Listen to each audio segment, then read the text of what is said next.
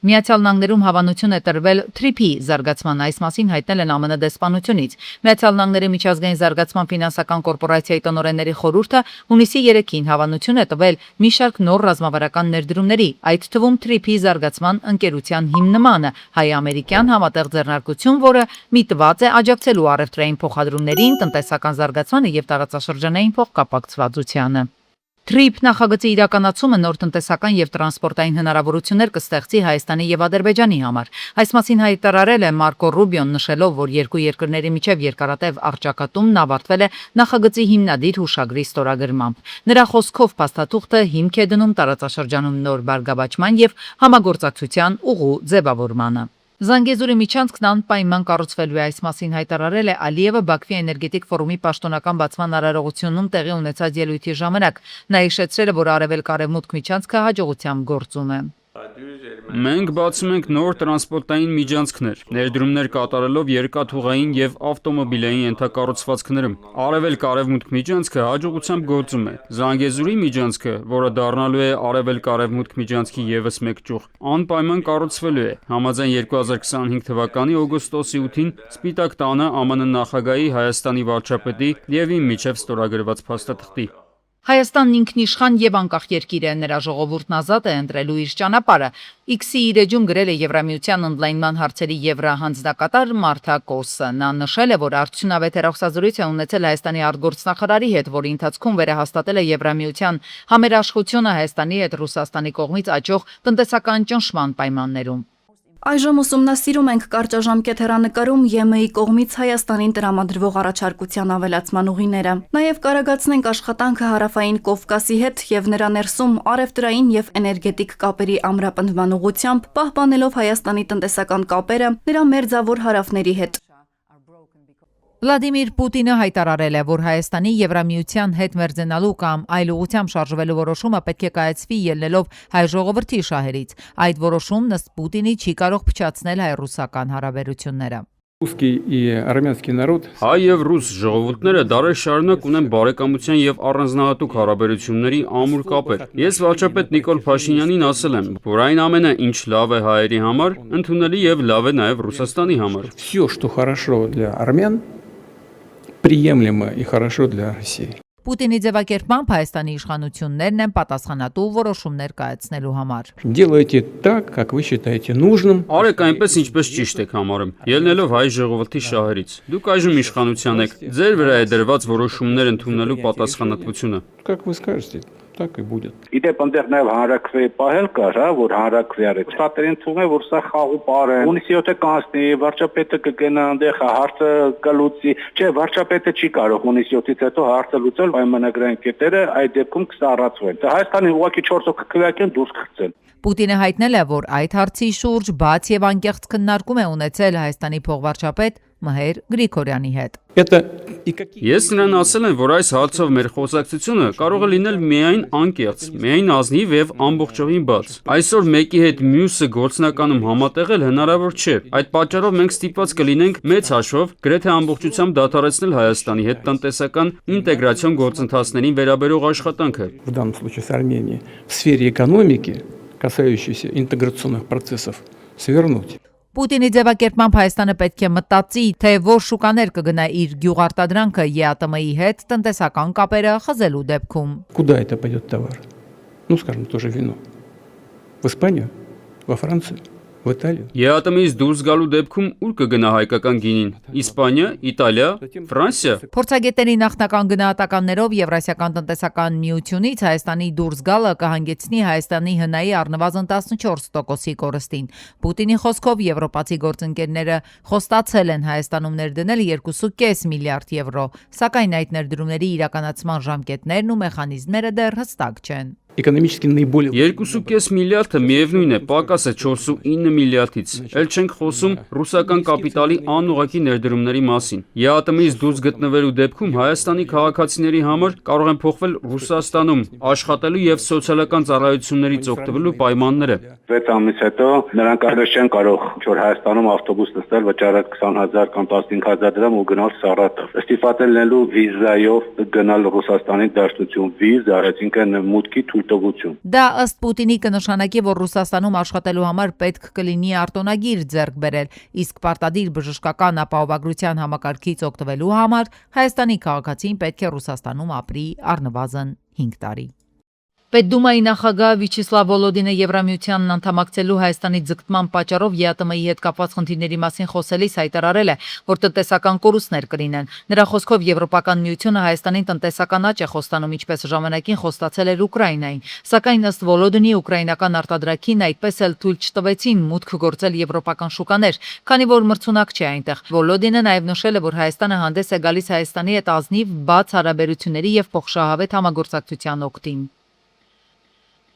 Անկախ Հայաստանի պատմության մեջ Թուրքիան այնքան մեծ հետաքրքրություն չի ունեցել եւ ակտիվ ներգրաված չի եղել Հայաստանի ներքաղաքական եւ նախընտրական փուլում, որքան հիմա։ Այդ երկիրը միշտ եղել է լուր դիտորդի դերում, հիմա արդեն ակտիվ խաղացող է դարձել։ Թուրքագետ հայ վերլուծաբաններն էլ կանխատեսում են, որ Թուրքիայի հետաքրքրվածությունը Հայաստանի նախընտրական process-ներին չի սահմանափակվելու միայն արտգործնախարար Հական Ֆիդանի կամ պաշտոնաթող դեսպաների հայտարարություններով։ Աջակցության այլ քայլեր էլ ըստ վերլուծաբանների կլինեն։ Դրանցից մեկը մի քանի օր առաջ Ախալքալակ երկաթգծին հասանելիության մասին հայտարարություններ։ Հայաստանում խորհրդարանական ընտրությունների շեմին Կարսում հայ եւ թուրք գործարարների հանդիպումը Փաշինյան-Էրդողան հեռախոսազրույցը։ Եթե համադրենք Ռուսաստանի հետ Հայաստանի ակնհայտ տնտեսական բնույթի խնդիրների հետ, կարող ենք համարել, որ անուղղակի մեսեջ է, որ Ռուսաստանի պատժամիջոցների խստացման պարագայում Թուրքիան կարող է դառնալ այլընտրանք եւ տրանսպորտային եւ առևտրական եւ այլն։ Սա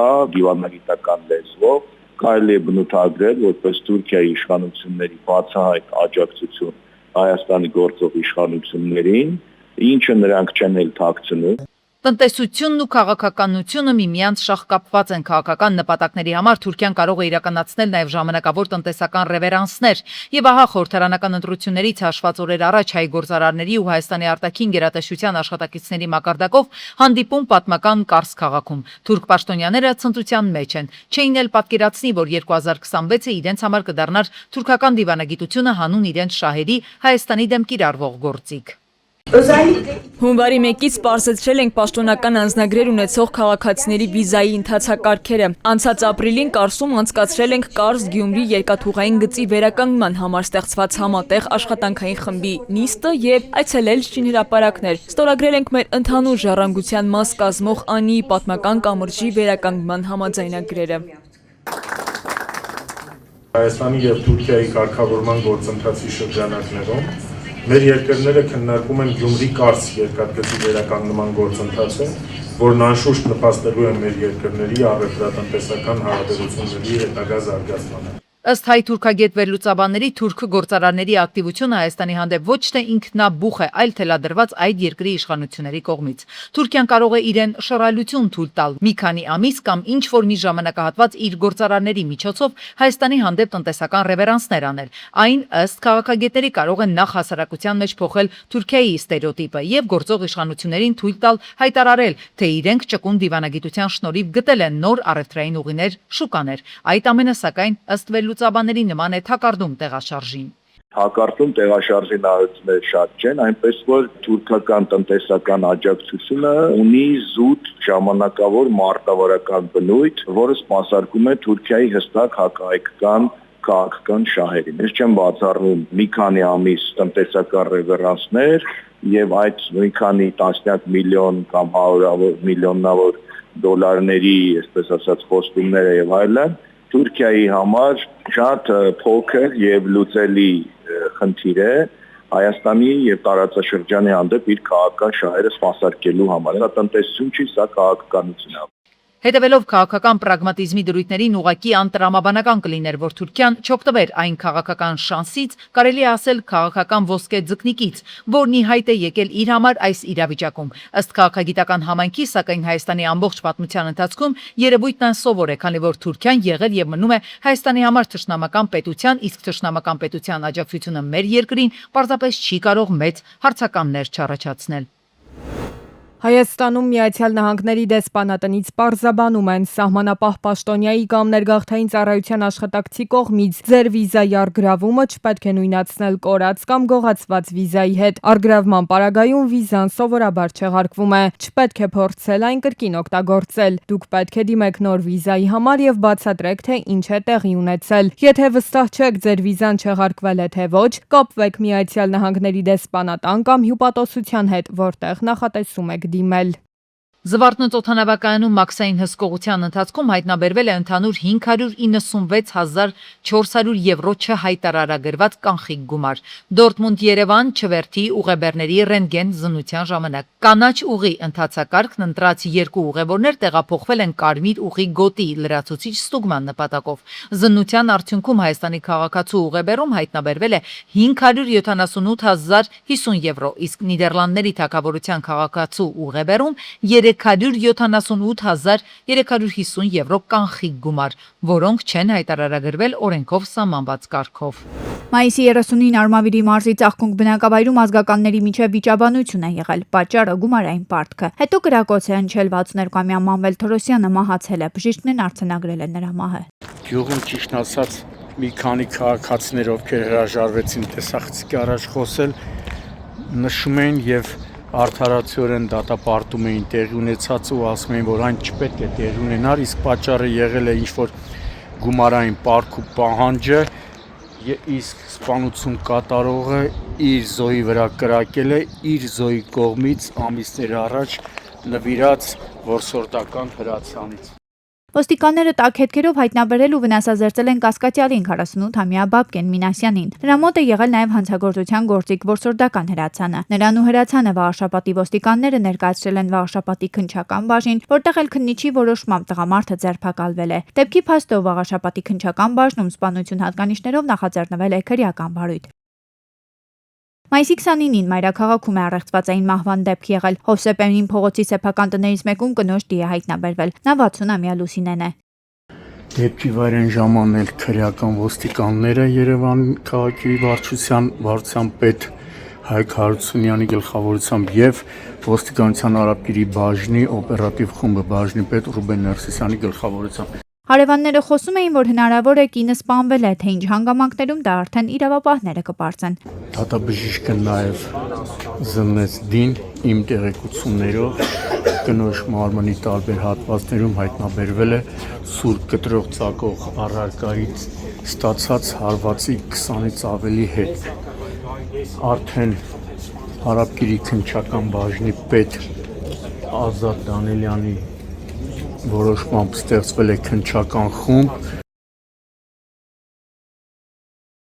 Ամառային սեզոնի մեկնարկին հանրապետության ճանապարհներին ավելանում են մոտոցիկլետները ու մոպեդները։ Երկանիվ տրանսպորտային միջոցների թվի աճին զուգահեռ, սակայն հաճախ ուշադրության կենտրոնում են հայտնվում նաև դրանց մասնակցությամբ ճանապարհատրանսպորտային պատահարները։ Մասնագետների գնահատմամբ խնդիրը միայն ճանապարհային պայմանները չեն, այլ առաջին հերթին վերաբերմունքը երթևեկության կանոններին։ Հիմնականում երթևեկության կանոնների չպահպանումն է։ Վարորդների կողմից ճանապարհային երթևեկության մի շարք կանոնների չպահպանել, հետևողական չլինելը հիմնականում դրանցով է պայմանավորված։ Մոտոցիկլետների եւ մոպեդների վարորդները ըստ մասնագետների հաճախ փորձում են երթևեկել մեքենաների արանքներով, դուրս գալ գոտիներից եւ կատարել վտանգավոր մանևրներ։ Նման վարքագիծը հատկապես երևանյան ծանրաբեռնված երթևեկության պայմաններում մասնագետների կարծիքով մեծացնում է բախումների հավանականությունը։ Փորձագիտական պրակտիկան ցույց է տալիս, որ ավելի շատ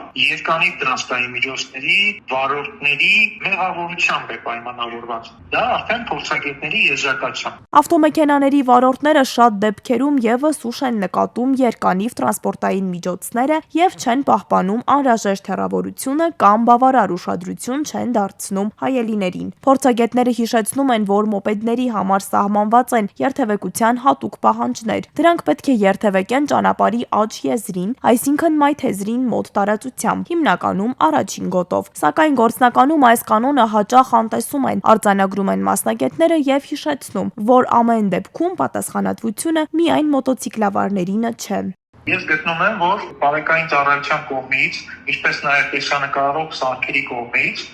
խիստ վերահսկողություն է անհրաժեշտ, որովհետեւ մենք մի կարևոր բան չպետք է մոռանանք, իրենք արտոնյալ չեն, երթևեկության կանոնները բացառապես իրենց արտոնություններ չի տալիս։ Վարորդների կրթվածությունը, փոխադարձ հարգանքն ու կանոնների պահպանումը փորձագետների համոզմամբ ճանապարհային անվտանգության հիմնական նախապայմաններն են։ Պնդում են, թե պետք է ուշադրություն դարձնել նաև մոտոցիկլետների եւ մոպեդների համարանիշների տեսանելիությանը, քանի որ դրանց անընթեռնելիությունը դժվարեցնում է վերահսկողությունը եւ նպաստում խախտումների աճին։ Պետք է կրթենք այս մարդկանց։ Այս երթևեկությունը չի կարելի լավանալ տուգանելով, գծելով, համաներումով։ Այս երթևեկությունը կարող լավանալ մենակ կրթելով։ Պետք է օրենք կրթվի նման համարները ոչ համապատասխան վայրերով փակցնելու, որ բոլոր մոտոցիկլերում ունենան։ Իսկ մոտոցիկլերը չի կարա իսկ համարանիշեն անիվի վերևը են, որ կպցնում նստատեղի տակը։ Ինքը պետք է համապատասխան համարանիշի տեղ նախատեսի ու փակցնի։ Դա պետք է կառավարությունը սահմանի։ Անկախ տրանսպորտային միջոցի տեսակից ճանապարհային անվտանգությունը սկսվում է կանոնների պահպանումից, իսկ մասնագետների գնահատմամբ, որքան շատ երկանիվ տրանսպորտային միջոցներ են հայտնվում ճանապարհներին, այնքան ավելի մեծ է դառնում բոլոր վարորդների զգոնության եւ պատասխանատվության անհրաժեշտությունը։